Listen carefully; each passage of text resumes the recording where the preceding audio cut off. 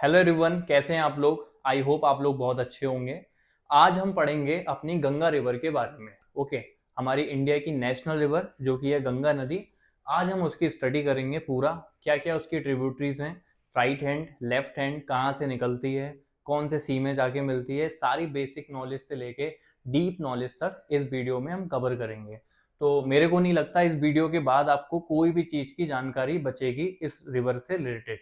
Okay, तो जितना कुछ है हमने सब इस पीडीएफ में कवर करा हुआ है, इससे रिलेटेड मेंस के पर्पज से भी और प्रीलिम्स के पर्पज से भी। ओके, तो दोनों तरीके से आपको इसमें भरपूर नॉलेज मिलेगी इस पूरी वीडियो में।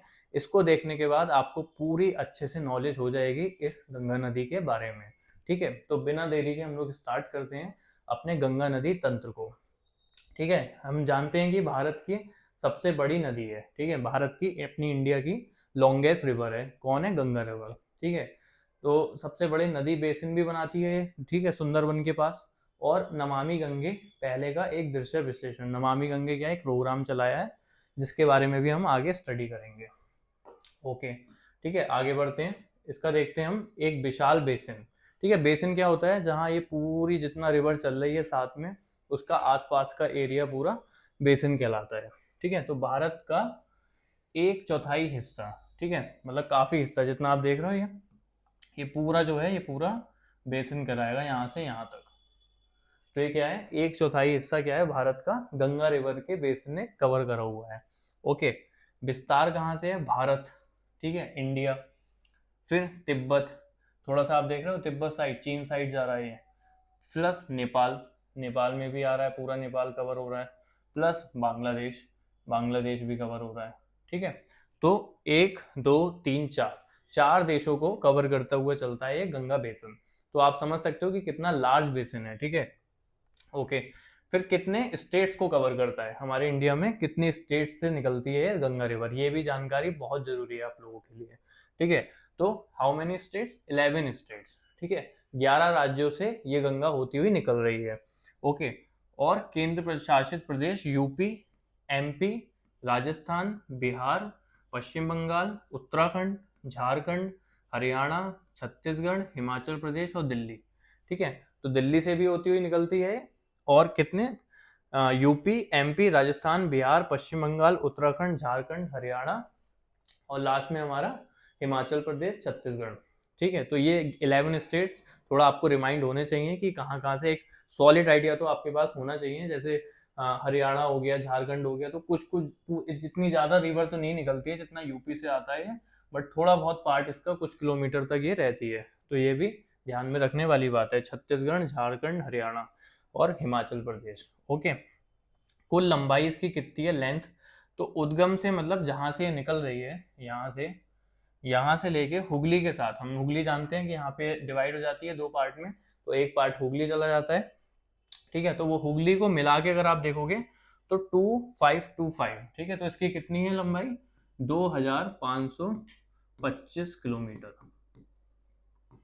ठीक है, 2025, 2525 किलोमीटर। ठीक है, फिर महत्व क्या है इसका? भारत का सबसे बड़ा नदी बेसिन और जो देश के कुल क्षेत्र का 25% कवर कर लेता है। इतना बड़ा बेसिन है कि 25% जो है ये इंडिया का कवर कर लेता है। ठीक है, ये कुछ बेसिक सा था, इतना आपको पता चल गया होगा कौन कौन से देश से निकल रही है, बेसिन कवर कर रही है, कितने राज्य से आ रही है, कुल लंबाई कितनी है, ये इसका एक बेसिक आइडिया हो गया। ठीक है, ओके, आगे बढ़ते हैं। अब इसका पढ़ते हैं उद्गम, निकल कहाँ से रही है। ठीक है, तो हम जानते हैं ग्लेशियर से निकलती है। ठीक है, ग्लेशियर से इसका जन्म होता है। और ऐसा नहीं है कि फर्स्ट जो ग्लेशियर से निकल रही है वो ही नाम आएगा इसका। पहला क्या है? दो स्रोतों से आती है, पहला भागीरथी, दूसरी अलकनंदा। तो दो रिवर अलग अलग ग्लेशियर से निकलती हैं और एक जगह आके मिलती हैं, और वहां से फिर जब रिवर आगे जाती है वो कहलाती है गंगा। ठीक है, दोनों जब ये भागीरथी पहली रिवर, अलकनंदा दूसरी, जब ये दोनों मिलती हैं, कहाँ पे मिलती हैं? देवप्रयाग, उत्तराखंड में, ऋषिकेश से ऊपर। ठीक है, देवप्रयाग में जाके मिलती हैं, वहां से हमारी स्टार्ट होती है गंगा। ठीक है, अब ये भागीरथी पढ़ते हैं, इसका कहाँ उद्गम है? गंगोत्री के ग्लेशियर के तट पर। ठीक है, उत्तरकाशी में गंगोत्री हमने सबने सुना है, उसके ऊपर ग्लेशियर है, वहां से निकलती है भागीरथी नदी। ठीक है, इसकी ऊंचाई कितना है, 3892 मीटर पे स्थित है ग्लेशियर गौमुख, इसको गौमुख भी बोलते हैं। ठीक है, यहाँ से कौन सी रिवर आ रही है, ये आ रही है भागीरथी। विशेषता क्या है, इसका ऊपरी जलग्रहण क्षेत्र हिमनद से ढका हुआ है। मध्य भाग में ग्रेनाइट और क्रिस्टलीय चट्टानों को काटकर शानदार गॉर्ज बनाती है। ठीक है, गॉर्ज बनाती है। गॉर्ज क्या होते हैं, बहुत डीप वैलीज, जैसे देख रहे हो आप ये ये इन्हें काट के जो निकल रही है, ये सब क्या है, सब गॉर्ज हैं। ओके, डीप वैली काटती हुई निकलती है, क्योंकि बहुत तीव्र स्पीड में आती है, बहुत फास्टली आती है, तो ये सब कट करते हुए आती है, तो इसको बोलते हैं गॉर्ज। ठीक है, उसी तरीके से अलकनंदा, अलकनंदा संतोपत, ठीक है, संतोपत और भागीरथ ग्लेशियर के संगम पर संतोपत पर्वत से निकलती है। संतोपत पर 4402 मीटर की ऊंचाई पर स्थित है, एक त्रिकोणीय झील है। ये आप झील देख रहे हो, ये झील है, यहाँ से ये निकल रही है अलकनंदा। कहाँ पे, बद्रीनाथ के पास में। तो बद्रीनाथ का हिंदू तीर्थ स्थल और तृप्त कुंडल इसके इसके तृप्त कुंड जो है इसके तट पर स्थित है। चमोली, टिहरी, ठीक है, ये जो है इसकी, ये कौन कौन सी सिटीज पड़ती हैं इसमें, तो ये देखेंगे आप, चमोली, टिहरी और पौड़ी जिलों में बहती है। तो वहां से बहती हुई नीचे आती है देवप्रयाग, और फिर अपने भागीरथी से मिलके जो है गंगा बनाती है। ठीक है, आगे देखते हैं। अब डायरेक्टली नहीं आती है, उसके बीच में भी 5 जगह मिलती हुई आती है, तो उसको बोलते हैं हम पंच प्रयाग। नाम सुना होगा आपने, पंच प्रयाग। जल धाराओं का गणित है ये। गंगा 6 मुख्य धाराओं और उनके 5 संगमों से मिलकर बनती है। देव प्रयाग के बाद ही इसे गंगा कहा जाता है। देव प्रयाग कब आता है, उससे पहले भी 4 प्रयाग आते हैं, ये चारों आपको पता होने हैं। ठीक है, सबसे पहला आता है विष्णु प्रयाग। विष्णु प्रयाग में क्या है, अलकनंदा आ रही है वहां से, ठीक है, ये अलकनंदा आ रही है सीधी, वहां से आ रही है धौली गंगा। ये धौली गंगा वसुधारा ताल से निकलती है। ऋषि गंगा रैनी गांव के पास इससे मिलती है। ठीक है, ऋषि गंगा रैनी गांव एक नाम का नाम है, वहां पे मिलती है धौली गंगा, किससे, इससे अलकनंदा से। विष्णु प्रयाग बन जाता है वहां पे। ठीक है, फिर आगे बढ़ती है, थोड़ा आगे बढ़ के नंदाकिनी रिवर आती है यहाँ से। ठीक है, यहाँ मिलती है अलकनंदा प्लस नंदाकिनी, तो बन जाता है नंदप्रयाग। नंदप्रयाग में इससे मिली, विष्णु प्रयाग में धौली गंगा से मिली। थोड़ा और नीचे बढ़ती है, फिर आता है कर्णप्रयाग। कर्णप्रयाग में अलकनंदा पिंडर नदी से मिलती है, ये पिंडर नदी आ रही है, इससे मिलके कर्णप्रयाग बना। ठीक है, फिर कर्णप्रयाग से थोड़ा और नीचे आई, फिर आई मंदाकिनी रिवर। ठीक है, मंदाकिनी रिवर आती है केदारनाथ वैली से ऊपर की तरफ से, वहां से मिली रुद्रप्रयाग से। ठीक है, दोनों मिल गई, बट अभी चली गई अलकनंदा ही चल रही है। ओके, फिर आई देवप्रयाग में। ठीक है, फिर वहां से आई भागीरथी, जो हमने पिछले पढ़ा था, इन दोनों को मिली और क्या बन गई, गंगा। तो जो देवप्रयाग है वहां से रियल नेम मिलता है गंगा को। ओके, ठीक है, आगे बढ़ते हैं। पहाड़ों से मैदान तक की यात्रा, पहाड़ों से उतरती हुई आती है, फिर प्लेन्स में आती है, फिर प्लेन में काफी लंबी तक आगे बढ़ती है, फिर जाके समुद्र में मिलती है। ठीक है, हरिद्वार, तो सबसे जो मैदानी एक क्षेत्र है वो हरिद्वार से शुरू होता है। हरिद्वार से पहले तो सब पहाड़ होते हैं, ऋषिकेश, देवप्रयाग। ओके, तो पहाड़ों से निकलकर मैदानी इलाकों में प्रवेश कर जाती है हरिद्वार से। उससे आगे आती है प्रयागराज। प्रयागराज में हम सब जानते हैं संगम होता है, यमुना से जाके मिलती है। ठीक है, फिर राजमहल पहाड़ियाँ, यहाँ नदी दक्षिण पूर्व की ओर मुड़ती है। तो आगे राजमहल पहाड़ियाँ पड़ती हैं, वहां से क्या है, नदी एक शार्प टर्न लेती है दक्षिण पूर्व नीचे की तरफ आने के लिए। ठीक है, फरक का एक डिस्ट्रिक्ट है, कहाँ पे, वेस्ट बंगाल में, काफी इंपॉर्टेंट है एग्जाम के उससे। यहाँ गंगा का विभाजन होता है। ठीक है, यह भागीरथी, हुगली और पद्मा मेघना में बढ़ जाती है। ठीक है, विभाजन एक तो होता है ट्रिब्यूटरी मिलना, तो फरक्का में क्या होता है, ट्रिब्यूटरी नहीं मिलती है, गंगा खुद 2 पार्ट में डिवाइड हो जाती है।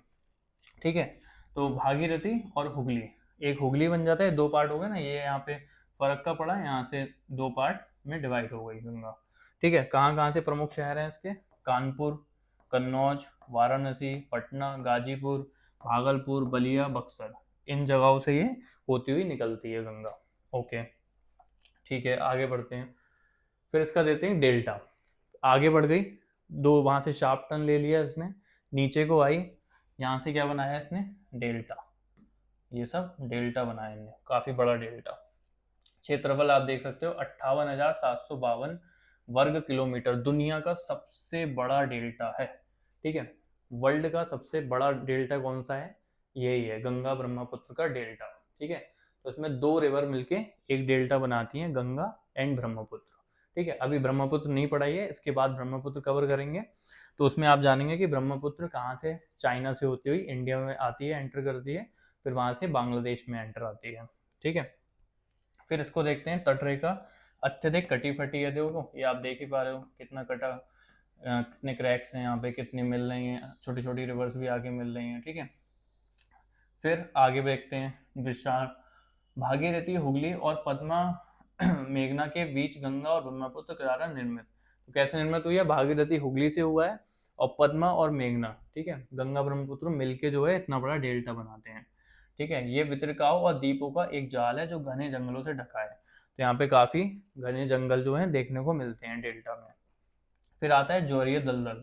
ठीक है, डेल्टा का एक बड़ा हिस्सा निचले इलाके का दलदल है। ठीक है, यहाँ क्या है? दलदल, दलदल टाइप है जो उच्च ज्वार के दौरान समुद्री जल से भर जाता है। तो जब उच्च ज्वार आता है तो ये जो प्लेस है दलदल वाला, ये पानी से जो है, समुद्र के पानी से भर जाता है। ओके, ठीक है, अब आगे देखते हैं। अब देखते हैं इसकी शारीरिक संरचना। ठीक है, कैसी रचना है? आप देख सकते हो ये जो येलो है ये अपनी मेन रिवर है गंगा। ये छोटी छोटी साइड से जो आप देख रहे हो ये ट्रिब्यूटरी है, ये यमुना जा रही है। ठीक है, ये यमुना है, ये यमुना की ट्रिब्यूटरी इन्होंने दिखा दी है, ये गंगा की ट्रिब्यूटरी है, और ये लेफ्ट हैंड की है, राइट हैंड की है। ओके, गंगा का विशाल बेसिन एक जटिल और निकासी तंत्र है। इसे समझने के लिए सहायक नदियों को नदी के प्रवाह की दिशा के आधार पर दो मुख्य श्रेणी में विभाजित किया गया है। ठीक है, जैसे मैंने अभी बताया, एक राइट साइड बाएं तट की नदियां और एक दाएं तट की नदियां। तो बाएं तट में तो हो गया, लेफ्ट में हम सब जानते हैं हिमालय पड़ता है हमारा। ठीक है, इधर साइड क्या है? ये हिमालय है। ठीक है, हिमालय से कुछ नदियां आती हैं जो आके मिलती हैं सीधा इसमें गंगा में। वो कौन कौन सी हैं? जैसे गोमती हो गई, घाघरा हो गई, गंडक हो गई, कोसी हो गई। ठीक है, ये ऐसी रिवर्स हैं जो यहाँ से आ रही हैं सीधा माउंटेन से रिवर गंगा में मिल रही हैं। फिर दाएं तट की नदियां क्या होती हैं? ये प्रायद्वीपीय पठारों, विंध्याचल, ठीक है, पर्वतमाला से उत्पन्न होने वाली कुछ नदियां, जो यहाँ जो छोटी छोटी पहाड़ियाँ हैं, विंध्याचल वगैरह है। ठीक है, यहाँ से जो निकलती हैं, जैसे सोन और रेहन, दो मेन यहाँ से निकलती हैं जो गंगा की ट्रिब्यूटरी बनती हैं। ठीक है, इसको थोड़ा और डिटेल में समझते हैं मैप पे, ताकि आपको इजी हो जाए। देखो आप इसमें देखते हैं, ये हमारी आ रही है गंगा। ठीक है, ये चल रही है गंगा गंगा गंगा गंगा।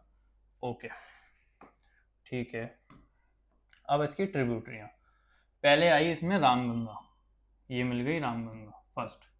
फिर आ गई गोमती, गोमती लखनऊ से होती हुई जाती है और प्रयागराज के पास आगे मिल जाती है। फिर आती है घाघरा, घाघरा ऊपर से आती है नेपाल से होती हुई।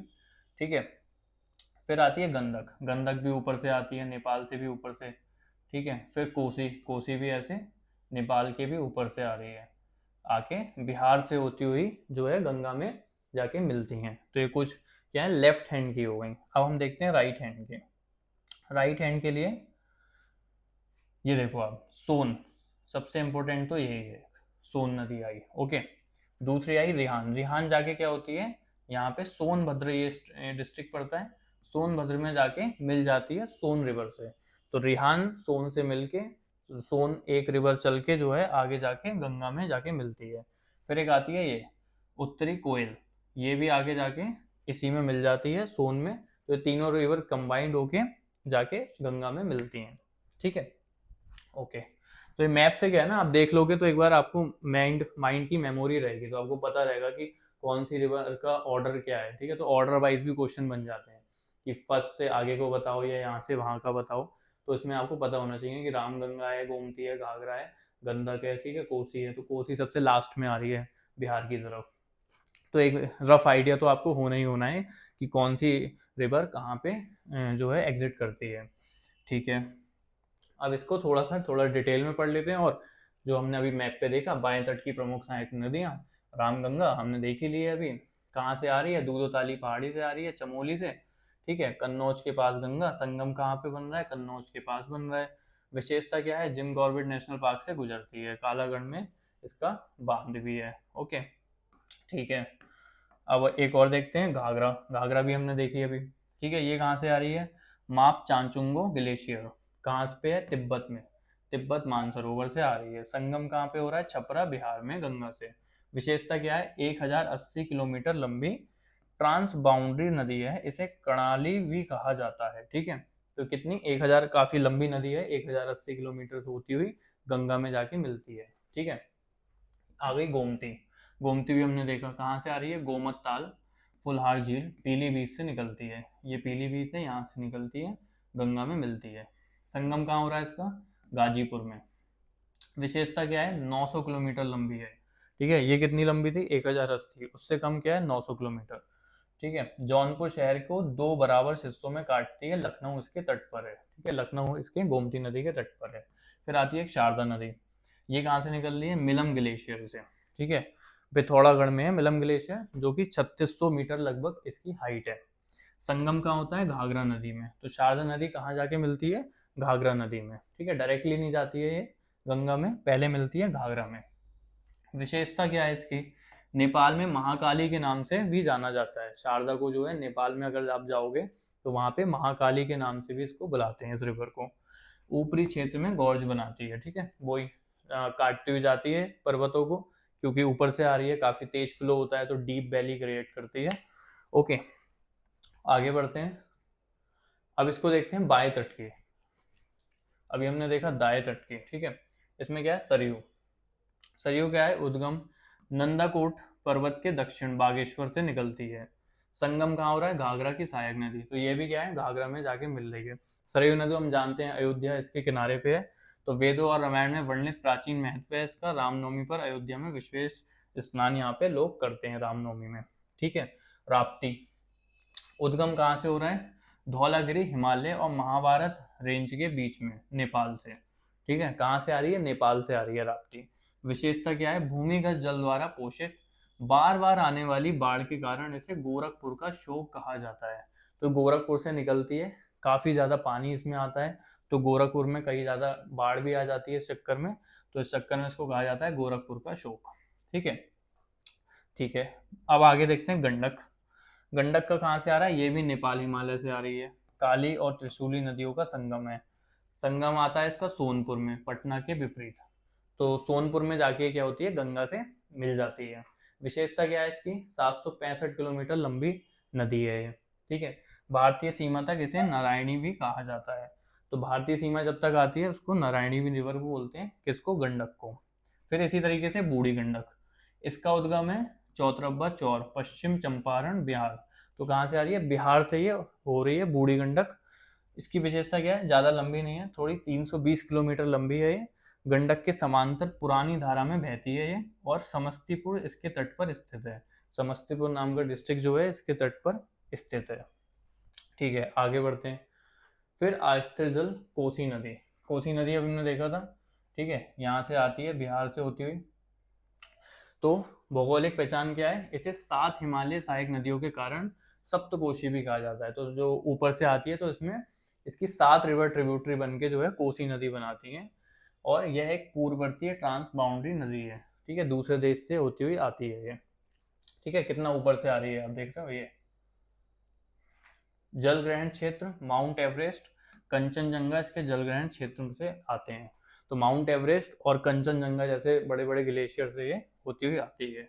अस्थिरता का कारण मानसून के दौरान इसके द्वारा लाई जाने वाली भारी गाद के कारण इसकी प्राकृतिक अस्थिर है, जिसमें भयानक बाढ़ आती है। तो जब मानसून वगैरह आते हैं, काफी रेन होती है, तो इसका क्या है? पानी का फ्लो बहुत ज्यादा बढ़ जाता है, तो जिससे क्या है? ये बिहार में जाके बहुत ज्यादा बाढ़ वगैरह आ जाती है इसको, जब ये नीचे आती है पर्वत से। संगम कहाँ होता है इसका? कटिहार जिले के कुर्सुल्ला में गंगा से जाके मिलती है। ओके, आगे देखते हैं। अब इसकी बात करते हैं दाएं तट की। ठीक है, अभी हमने बाएं तट को देखा दोनों पार्ट में, अब पढ़ेंगे दाएं तट की। ठीक है, दाएं तट की जीवन रेखाएं ज्यादा नहीं है बाएं इसमें। दाएं तट में, दाएं मीन्स राइट में, राइट हैंड में इतना ज्यादा नहीं है। सोन नदी है, रेहन नदी है, और उत्तरी कोयल है, यही इंपॉर्टेंट है। सोन नदी क्या है? मेन है, 784 किलोमीटर की, अमरकंटक से निकल रही है। ठीक है, कैमूर पहाड़ियों के समांतर बहकर पटना के पास गंगा में मिलती है। कहाँ पे मिलती है? पटना। ये थोड़े आपको जो है ना सिटीज वगैरह याद रखने हैं, थोड़ा थोड़ा जो मेन रिवर्स है वो जाके कहाँ पे मिलती हैं तो वो आपको पता होना है। जैसे ये सोन कहाँ जाके मिल रही है? पटना में जाके अपनी गंगा से मिलती है। ठीक है, इसकी निचली घाटी नर्मदा घाटी का विस्तार है। ओके, रिहन नदी क्या से आती है? छत्तीसगढ़ के मैन पाट पठार, ठीक है, मैन पाट प्लेट्यू से ये आती है। सोनभद्र में, सोनभद्र डिस्ट्रिक्ट में क्या है, सोन नदी से मिलती है। 1962 में पिपरी में इसके पार रिहन बांध, एक रिहन बांध बहुत फेमस है यूपी में, वो रिहन बांध इसी नदी पे बनाया गया था, गोविंद वल्लभ पंत सागर। ठीक है, उत्तरी कोयल एक और ये आती है, उत्तरी कोयल, ये 260 किलोमीटर लंबी है, ये रांची के पठार से निकलती है।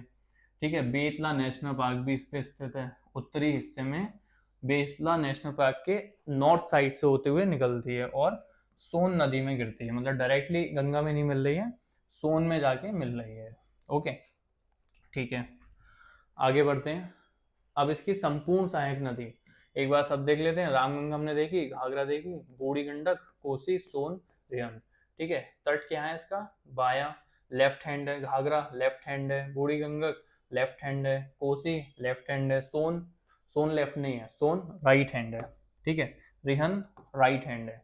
तो नाम से आपको पता होना है कि कौन सी लेफ्ट है और कौन सी राइट है। ठीक है, इसमें बहुत कंफ्यूजन नहीं होनी है बिल्कुल भी।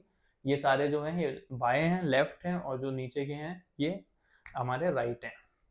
उद्गम स्थल हमने देखे थे इसके, दूधो ताली पहाड़ी है, ये घाघरा निकलती है तिब्बत से, माप चाचुंगो नाम से ग्लेशियर से, ये आती है चौतरब्बा चौर से, कोसी आती है आपके नेपाल से, ठीक है, सोन आती है अमरकंटक पहाड़ियों से, रिहंद आती है मटीरंगा पहाड़ियों से। ठीक है, संगम इनका होता है गंगा में, कन्नौज में जाके, ये छपरा में होती है, ये गंगा से मिलती है। फिर कोसी भी जाके कुर्सेला में मिलती है गंगा से, सोन हमने पढ़ा ही था पटना में मिलती है, और रिहन जो है सोन नदी में जाके गिर जाती है। ठीक है, ये इसका हमने रामगंगा देखा था, कॉर्बेट नेशनल पार्क से गुजरती है। सहायक नदियां इसकी हैं घाघरा की, राप्ती, छोटी गंडक, शारदा, तो 2-3 रिवर इसमें जाके मिलती हैं, फिर ये आके गंगा में मिलती है। फिर बूढ़ी गंडक, इसकी सहायक है मसान, बलोर, पंडई, सिकता, ये 2-4 रिवर जाके बूढ़ी गंडक में मिलती हैं और फिर ये आके गंगा में मिलती है। इसकी सहायक है कोसी की बागमती, अरुण, सुन, कोसी।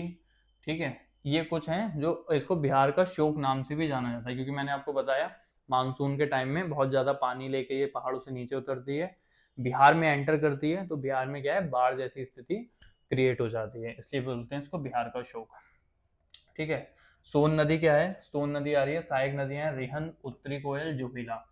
ठीक है, रिहन क्या है? सहायक नदी महान, मोरना, गेउर।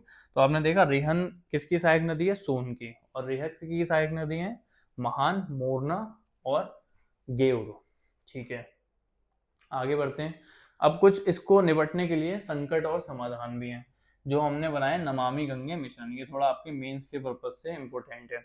नमामि गंगे मिशन में क्या कराया, तो एक महत्वाकांक्षी केंद्र सरकार परियोजना है जो गंगा नदी को साफ करने, सुरक्षित संरक्षित करने के प्रयासों को एकीकृत करती है। मतलब गंगा की क्लीनिंग वगैरह करना, प्रदूषण वगैरह रोकना, ठीक है, जो गंदा वाटर हो जा रहा है उसको थोड़ा कंट्रोल करने की कोशिश करना, ठीक है, पॉल्यूशन को, वाटर पॉल्यूशन को कंट्रोल करना, ये सारे प्रयास नमामि गंगे मिशन में करे गए। ठीक है, कितना बजट था? 20,000 करोड़ का बजट रखा गया।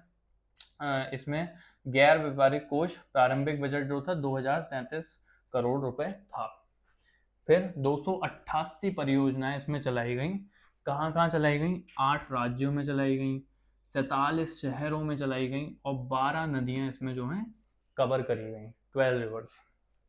फिर एनएमसीसी, राष्ट्रीय स्वच्छ गंगा मिशन, और राज्य स्तर पर इसको बोलते हैं एसपीएमसी। ठीक है, ये नेशनल हो गया, ये स्टेट हो गया। फिर ये बना राष्ट्रीय गंगा परिषद, नेशनल गंगा काउंसिल। तो इसके जो चेयरमैन होते हैं प्राइम मिनिस्टर होते हैं। नेतृत्व कब हुआ? 2016 में इसको स्थापित किया गया एनआरजीबीए की जगह पे।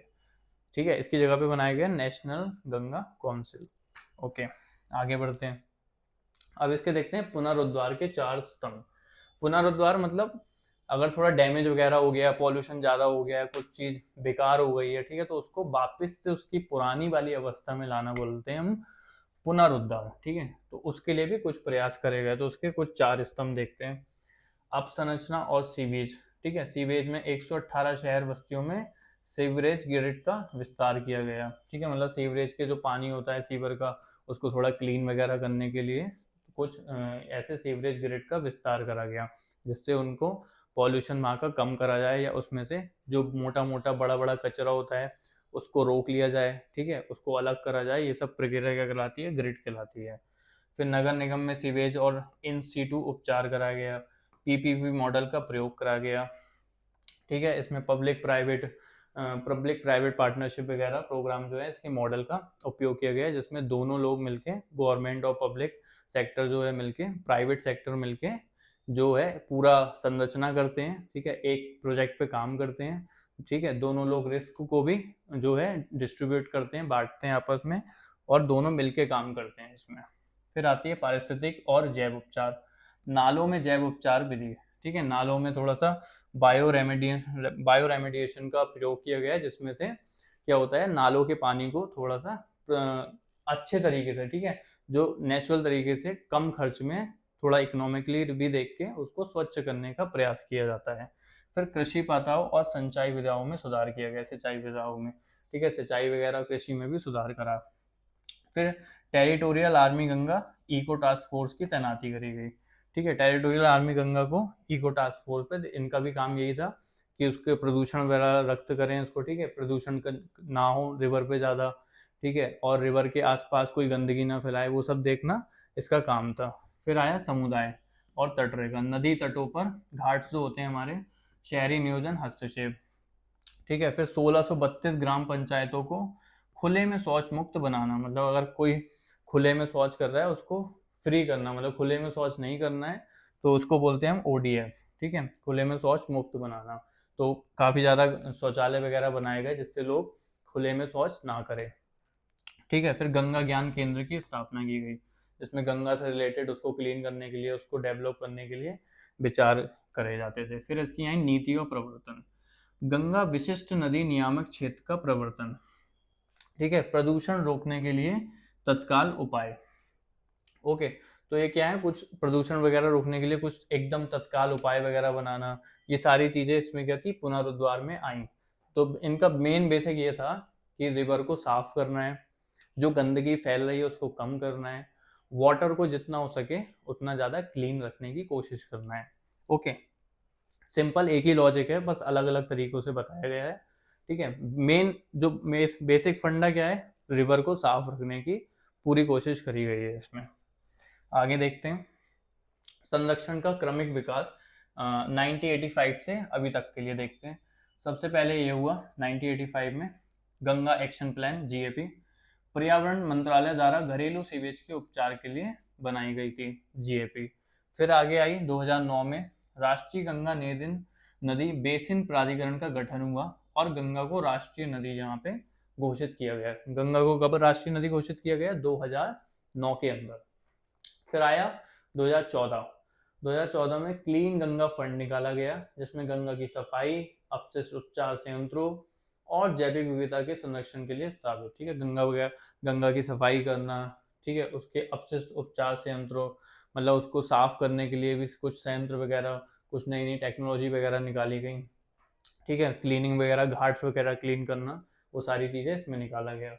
फिर आया 2017, नहीं 2000 तकनीकी योग आया। फिर इसमें निकाला भुवन गंगा ऐप। ये एक एप्लीकेशन है जिसमें क्या होता है, प्रदूषण की निगरानी में जनता की भागीदारी। तो इस एप्लीकेशन में होता है, अगर आप देख रहे हो कहीं अगर कोई कचरा फैला रहा है या पॉल्यूट कर रहा है, पॉल्यूशन वगैरह फैला रहा है गंगा रिवर में, तो उसकी आप फोटो खींच के इस ऐप में अपलोड कर सकते हो, तो फिर उसके ऊपर क्या है, कार्रवाई करी जाती है। फिर 2017 में एनजीटी बैन किया गया। राष्ट्रीय हरित अधिकरण एनजीटी द्वारा गंगा में किसी भी प्रकार के कचरे के निपटान पर पूर्ण प्रतिबंध, ठीक है, कोई भी आप कचरा वगैरह गंगा में नहीं डाल सकते, ठीक है। आगे बढ़ते हैं।